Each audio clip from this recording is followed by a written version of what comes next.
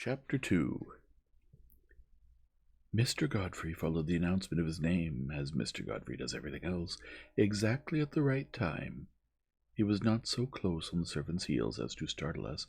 He was not so far behind as to cause us the double inconvenience of a pause in an open door. It is in the completeness of his daily life that the true Christian appears. This dear man was very complete. "Go to Miss Verinder," said my aunt, addressing the servant, "and tell her Mr. Ablewhite is here." We both inquired after his health. We both asked him together whether he felt like himself again after his terrible adventure of the past week. With perfect tact, he contrived to answer us at the same moment. Lady Verinder had his reply in words. I had his charming smile. "What," he cried with infinite tenderness, "have I done to deserve all this sympathy? My dear aunt, my dear Miss Clack, I have merely been mistaken for somebody else. I have only been blindfolded. I have only been strangled. I have only been thrown flat on my back on a very thin carpet, covering a particularly hard floor. Just think how much worse it might have been. I might have been murdered. I might have been robbed. What have I lost? Nothing but nervous force, which the law doesn't recognize as property, so that, strictly speaking, I have lost nothing at all. If I could have had my own way, I would have kept my adventure to myself. I shrink from all this fuss and publicity. But Mr. Luker made his injuries public, and my injuries, as the necessary consequence, have been proclaimed in their turn. I have become the property of the newspapers until the gentle reader gets sick of the subject. I am very sick indeed of it myself. May the gentle reader soon be like me. And how is dear Rachel? Still enjoying the gaieties of London? So glad to hear it. Miss Clack, I need all your indulgence. I am sadly behindhand with my committee work and my dear ladies, but I really do hope to look in at the Mother's Smoke Loaves next week. Did you make cheering progress at Monday's committee? Was the board hopeful about future prospects? And are we nicely off for trousers?" The heavenly gentleness of his smile made his apologies irresistible. The richness of his deep voice added to its own indescribable charm to the interesting business question which he had just addressed to me. In truth, we were almost too nicely off for trousers. We were quite overwhelmed by them. I was just about to say so, when the door opened again, and an element of worldly disturbance entered the room, in the person of Miss Verinder. She approached dear Mr. Godfrey at a most unladylike rate of speed, with her hair shockingly untidy, and her face what I should call unbecomingly flushed.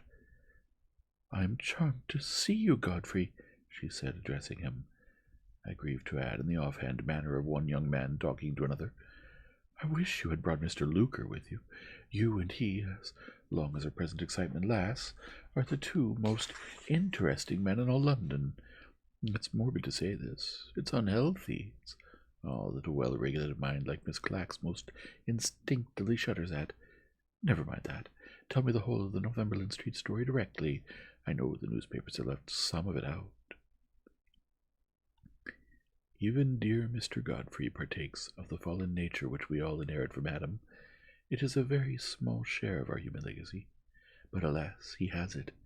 I confess it grieved me to see him take Rachel's hand in both of his own hands, and lay it softly on the left side of his waistcoat. It was a direct encouragement to her reckless way of talking, and her insolent reference to me. "Dearest Rachel," he said, in the same voice which had thrilled me when he spoke of our prospects and our trousers, "the newspapers have told you everything, and they have told it much better than I can." "Godfrey thinks we all take too much of the matter," my aunt remarked. "He has just been saying that he doesn't care to speak of it." "Why?" She put the question with a sudden flash in her eyes, and a sudden look up into Mr. Godfrey's face. On his side, he looked down at her with an indulgence so injudicious and so ill-deserved that I really felt called on to interfere. "Rachel, darling," I remonstrated gently, "true greatness and true courage are ever modest." "You are a very good fellow in your way, Godfrey," she said, not taking the smallest notice, observe, of me, and still speaking to her cousin as if she was one young man addressing another. "But I am quite sure you are not great. I don't believe you possess any extraordinary courage, and I am firmly persuaded, if you ever had any modesty, that your lady worshippers relieved you of that virtue a good many years since. You have some private reason for not talking of your adventure in Northumberland Street, and I mean to know it." "My reason is the simplest imaginable, and the most easily acknowledged," he answered, still bearing with her. "I am tired of the subject." "You're tired of the subject? My dear Godfrey, I'm going to make a remark." "What is it?" "You live a great deal too much in the society of women, and you have contracted two very bad habits in consequence. You have learnt to talk nonsense seriously, and you've got into a way of telling fibs for the pleasure of telling them. You can't go straight with your lady worshippers. I mean to make you go straight with me. Come and sit down. I am brimful of downright questions, and I expect you to be brimful of downright answers." She actually dragged him across the room to a chair by the window, where the light would fall on his face. I deeply feel being obliged to report such language, and to describe such conduct, but hemmed in as I am, between Mr. Franklin Blake's check on one side, and my own sacred regard for truth on the other, what am I to do? I looked at my aunt. She sat unmoved, apparently in no way disposed to interfere. I had never noticed this kind of torpor in her before. It was, perhaps, the reaction after the trying time she had had in the country. Not a pleasant symptom to remark, be it what it might, at dear Lady Verander's age, and with dear Lady Verander's autumnal exuberance of figure. In the meantime, Rachel had settled herself at the window with our amiable and forbearing, her too forbearing Mr. Godfrey. She began the string of questions with which she had threatened him, taking no more notice of her mother, or of myself, than it would have been had we not been in the room. "Have the police done anything, Godfrey?" "Nothing whatever." "It is certain, I suppose, that the three men who laid the trap for you were the same three men who afterwards laid the trap for Mr. Luker?" "Humanly speaking, my dear Rachel, there can be no doubt of it." "And not a trace of them has been discovered?" "Not a trace." "It is thought, is it not, that these three men are the three Indians who came to our house in the country?" "Some people think so." "Do you think so?" "My dear Rachel, they blindfolded me before I could see their faces. I know nothing whatever of the matter. How can I offer an opinion on it?" Even the angelic gentleness of Mr. Godfrey was, you see, beginning to give way at last under the persecution inflicted on him. Whether unbridled curiosity or ungovernable dread dictated Miss Verander's questions, I do not presume to inquire. I only report that, on Mr. Godfrey's attempting to rise, after giving her the answer just described, she actually took him by the two shoulders and pushed him back into his chair. Oh, don't say this was immodest. Don't even hint that the recklessness of guilty terror could alone account for such conduct as I have described. We must not judge others, my Christian friends. Indeed, indeed, indeed, we must not judge others. She went on with her questions, unabashed. Earnest biblical students will perhaps be reminded, as I was reminded, of the blinded children of the devil who went on with their orgies unabashed in the time before the flood. "I want to know something about Mr. Luker, Godfrey." "I'm again unfortunate, Rachel. No man knows less of Mr. Luker than I do." "You never saw him before you and he met accidentally at the bank?" "Never." "You have seen him since?" "Yes. We've been examined together, as well as separately, to assist the police." "Mr. Luker was robbed of a receipt which he had got from his bankers, was he not?" "What was the receipt for?" "For a valuable gem which he had placed in the safe-keeping of the bank." "That's what the newspapers say. It may be enough for the general reader, but it is not enough for me. The banker's receipt must have mentioned what the gem was." "The banker's receipt, Rachel, as I've heard it described, mentioned nothing of the kind. A valuable gem belonging to Mr. Luker, deposited by Mr. Luker, sealed with Mr. Luker's seal, and only to be given up on Mr. Luker's personal application. That was the form, and that is all I know about it." She waited a moment after he had said that. She looked at her mother and sighed. She looked back again at Mr. Godfrey and went on. "Some of our private affairs at home," she said, "seem to have gotten into the newspapers. I grieve to say it is so. And some idle people, perfect strangers to us, are trying to trace a connection between what happened at our house in Yorkshire and what has happened since here in London. The public curiosity in certain quarters is, I fear, taking that turn. The people who say that the three unknown men were ill-used, you and Mr. Luker are the three Indians, also say that the valuable gem—" There she stopped. She had become gradually, within the last few moments, whiter and whiter in the face. The extraordinary blackness of her hair made this paleness by contrast so ghastly to look at that we all thought she would faint at the moment when she checked herself in the middle of her question. Dear Mr. Godfrey made a second attempt to leave his chair. My aunt entreated her to say no more. I followed my aunt with a modest medicinal peace-offering in the shape of a bottle of salts.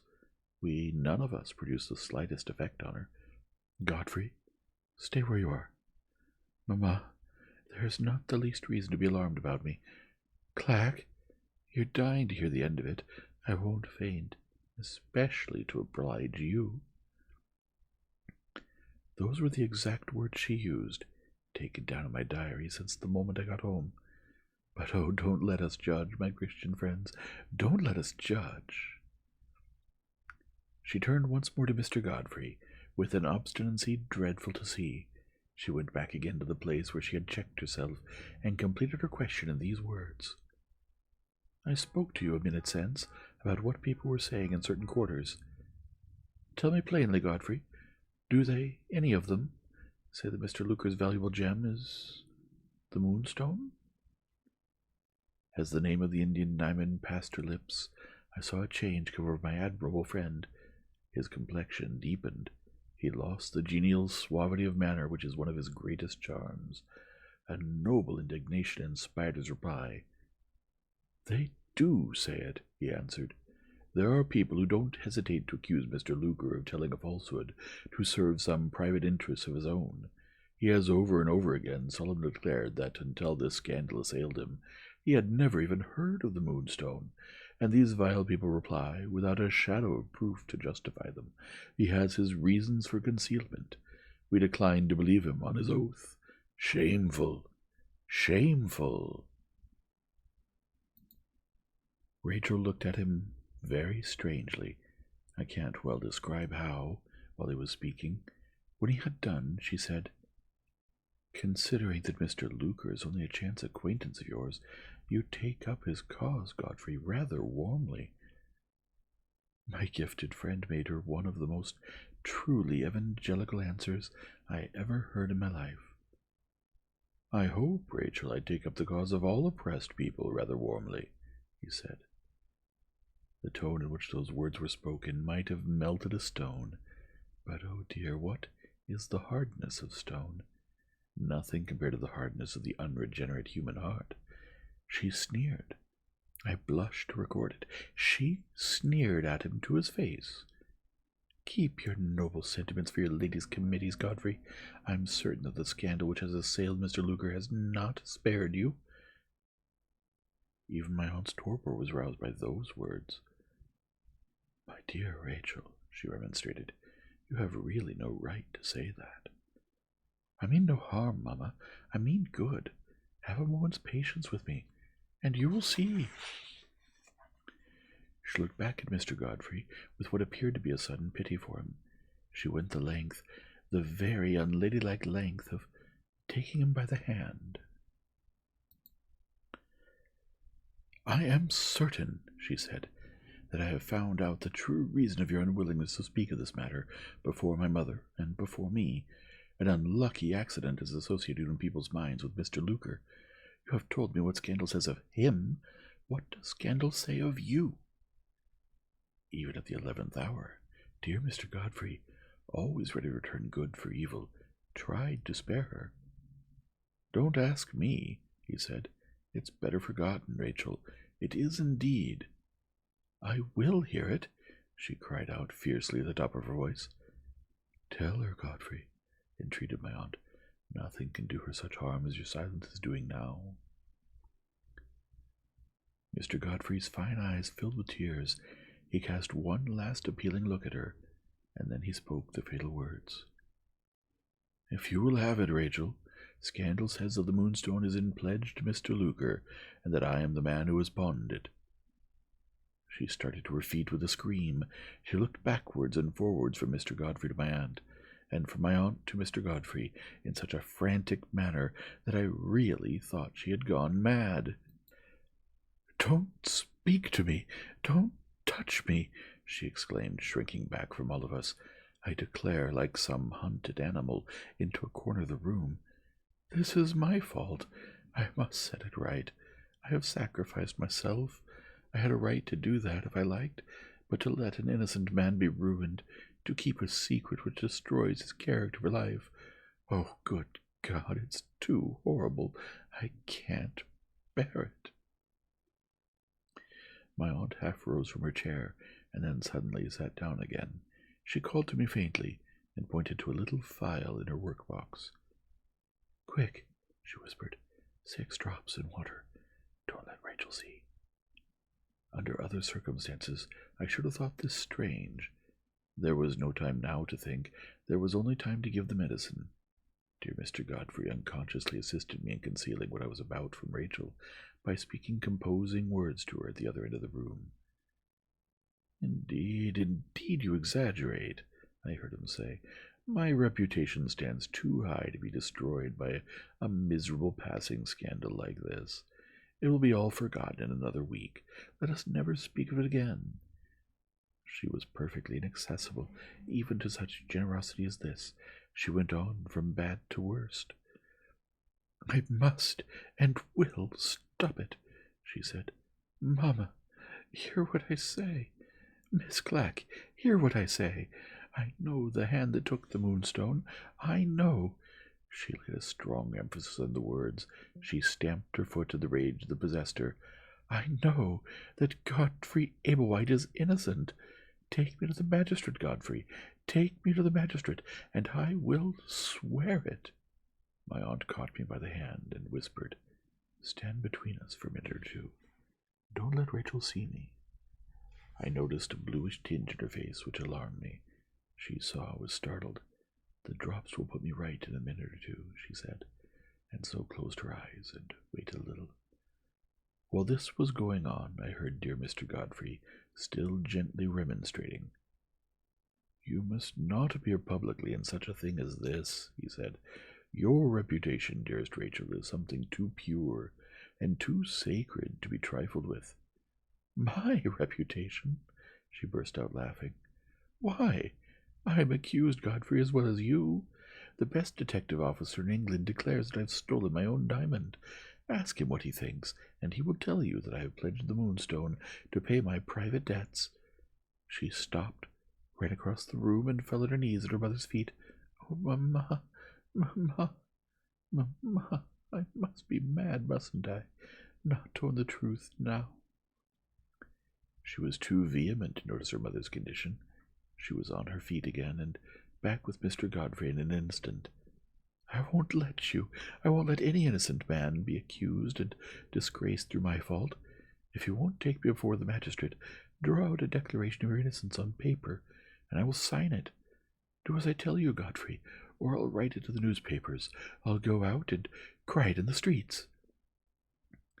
We will not say this was the language of remorse. We will say it was the language of hysterics. Indulgent Mr. Godfrey pacified her by taking a sheet of paper and drawing out the declaration. She signed it in a feverish hurry. "Show it everywhere. Don't think of me," she said as she gave it to him.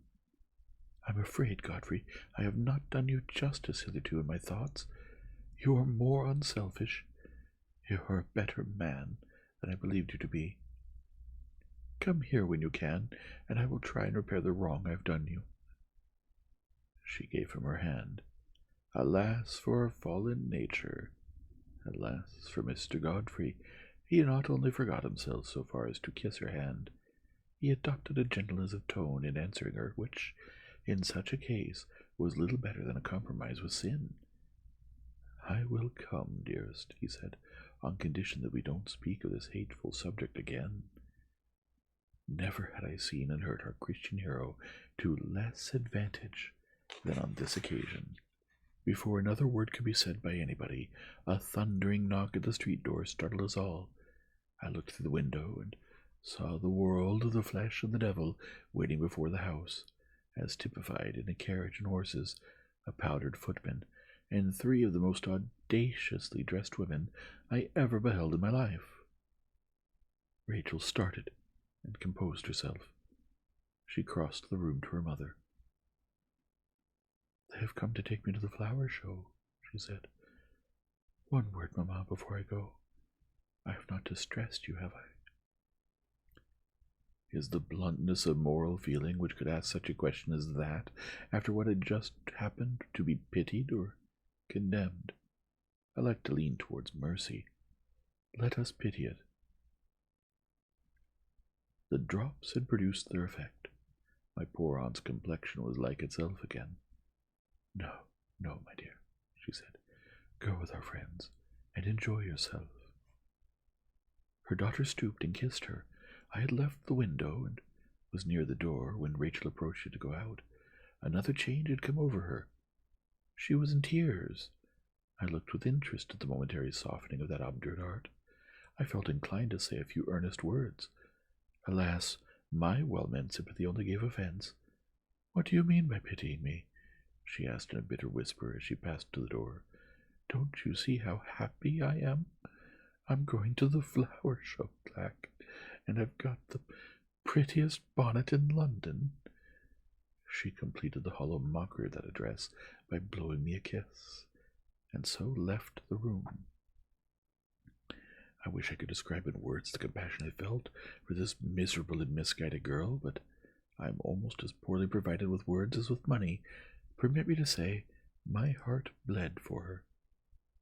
Returning to my aunt's chair, I observed dear Mr. Godfrey searching for something softly, here and there, in different parts of the room. Before I could offer to assist him, he had found what he wanted. He came back to my aunt and me, with his declaration of innocence in one hand, and with a box of matches in the other. "Dear aunt, a little conspiracy," he said. "Dear Miss Clack, a pious fraud which even your high moral rectitude will excuse. Will you leave Rachel to suppose that I accept the generous sacrifice which has signed this paper? And will you kindly bear witness that I destroy it in your presence before I leave the house?" He kindled a match, and lighting the paper, laid it to burn in a plate on the table. "Any trifling inconvenience that I may suffer is as nothing," he remarked, "compared with the importance of preserving that pure name from the contaminating contact of the world. There, we have reduced it to a little harmless heap of ashes, and our dear impulsive Rachel will never know what we have done. How do you feel? My precious friends, how do you feel? For my part, I am as lighted as a boy." He beamed on us with his beautiful smile. He held out a hand to my aunt, and a hand to me. I was too deeply affected by his noble conduct to speak. I closed my eyes. I put his hand, in a kind of spiritual self-forgetfulness, to my lips. He murmured a soft remonstrance. Oh, the ecstasy! The pure, unearthly ecstasy of that moment! I sat, I hardly know on what, quite lost in my own exalted feelings. When I opened my eyes again, it was like descending from heaven to earth.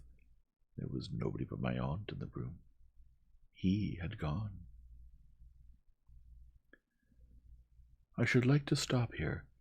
I should like to close my narrative with a record of Mr. Godfrey's noble conduct. Unhappily, there is more, much more, which the unrelenting pecuniary pressure of Mr. Blake's cheque obliges me to tell. The painful disclosures which were to reveal themselves in my presence during that Tuesday's visit to Montague Square were not at an end yet. Finding myself alone with Lady Verinder, I turned naturally to the subject of her health, touching delicately on the strange anxiety which she had shown to conceal her indisposition, and the remedy applied to it from the observation of her daughter. My aunt's reply greatly surprised me. "Drusilla," she said, "if I have not already mentioned that my Christian name is Drusilla, permit me to mention it now. You are touching quite innocently, I know, on a very distressing subject." I rose immediately. Delicacy left me but one alternative, the alternative, after first making my apologies, of taking my leave.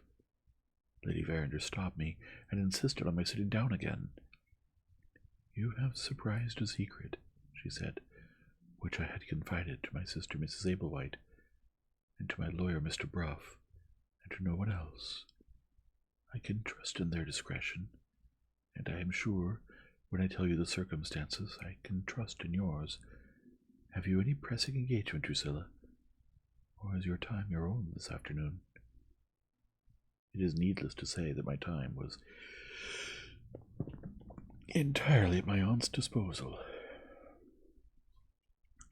"Keep me company, then," she said, "for another hour. I have something to tell you which I believe you will be sorry to hear, and I shall have a service to ask of you afterwards, if you don't object to assist me." It is again needless to say that, so far from objecting, I was all eagerness to assist her. "You can wait here," she went on, "till Mr. Bruff comes at 5, and you can be one of the witnesses, Drusilla, when I sign my will." Her will! I thought of the drops which I had seen in her work-box. I thought of the bluish tinge which I had noticed in her complexion. A light which was not of this world, a light shining prophetically from an unmade grave, dawned on my mind. My aunt's secret was a secret no longer.